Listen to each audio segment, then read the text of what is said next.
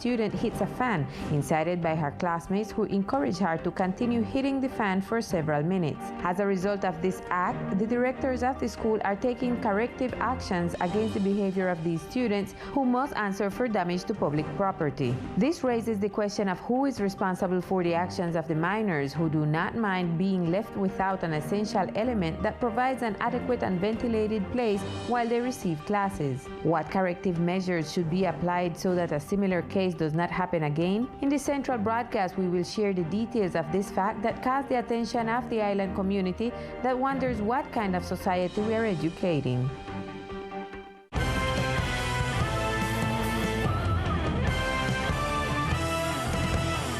An attack with a firearm was recorded this weekend in the sector of the Gulf, a situation that generated panic in this community of the islands.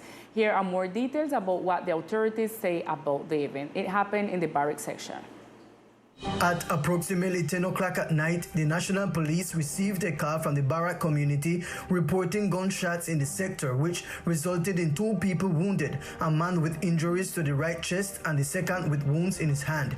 The latter was discharged by doctors at Clarence Lynn Newman Hospital as he did not present greater complexity. According to the citizens, an individual on a motorcycle has shot without mediating words against these people. The authorities are reviewing nearby cameras to identify the alleged perpetrator. And after 12 years, our country will manage to build the 10-year plan for native languages of Colombia, which seeks to protect and prevent the extension of native languages, including Creole. The 10-year plan for native languages of Colombia aims to coordinate institutional action and encourage the participation of ethnic groups in the protection and strengthening of native languages, as well to comply with the Law 1381 of 2010, which constitutes a mechanism that integrates and prioritizes the measures presented in the plans of safeguarding languages, while expanding opportunities and strategies for the recovery of the cultural strengthening of the nation. Luego de 12 años, Colombia tiene un plan de... After 12 years, Colombia has a 10-year plan for native languages. 68 languages belonging to ethnic groups will have a strong and robust plan with a focus on human rights that allows languages to have the right that we all have to communicate and access to our state services.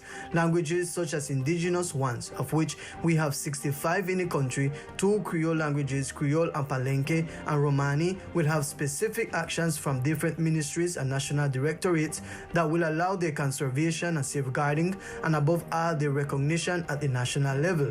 The 10-year plan was a plan built with the communities in a participatory manner and with feedback from all communities and ethnic groups of what should be the language for all.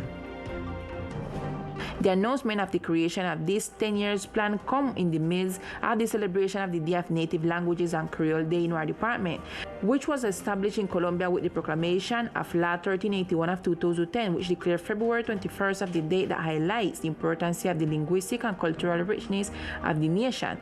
This date is in addition to the celebration of the International Mother Language Day proclaimed by UNESCO in 1999. And in an interview with this news agency, the Departmental Secretary of Tourism announced that they have already reactivated the tourist activities of our department as part of the effort to economically reactivate the department and attract more visitors. Son actividades que realizamos durante todo el año. These are activities that we perform throughout the year, and now that the contracting processes have been completed, we are once again starting these activities of beautification and decoration of the main tourist sites of the department. These activities are led by the Secretariat of Tourism and are conducted in coordination with the Secretariat of Public Services and Environment. The first activity was done in the sector of San Luis, starting on the beaches of Sun Bay and ending on the beaches of Damjuca. It is also expected that during the next days, these activities shall be held in the southern sector. And in other local news, in the departmental administration, the love for Mother Tongue Creole was also featured. An exhibition of educational books related to Creole, how to write it, how to read it, and comparisons with other similar languages in the Greater Caribbean. It was held in the early hours of the morning. The exhibition table was visited by many Raizals and residents interested in reading the text and learning a little more. This activity was led by the Secretary of Education. Likewise, the local administration agenda will continue in the afternoon with an activity of recognition of our native language, Creole, at the Morgan Canyon Plaza from 5 to 7 p.m., led by the Secretary of Culture.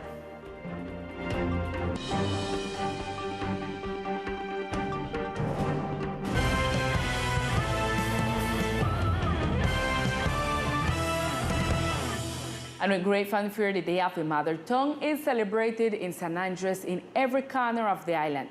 It was not unnoticed. The islands commemorate Creole Day. Schools and public and private entities took out time to highlight the mother tongue Creole.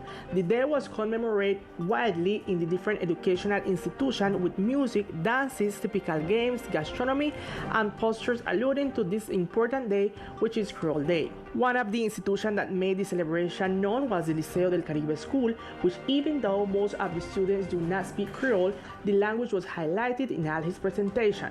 The teacher, Maureen Hooker, organizer of the event, shared some details. Got some years now coming along that we're trying to teach the kids them from in the classroom the importance of Creole, but not Creole only like one language or something, isolated by itself, but Creole like one part of the identity of San Andres Island.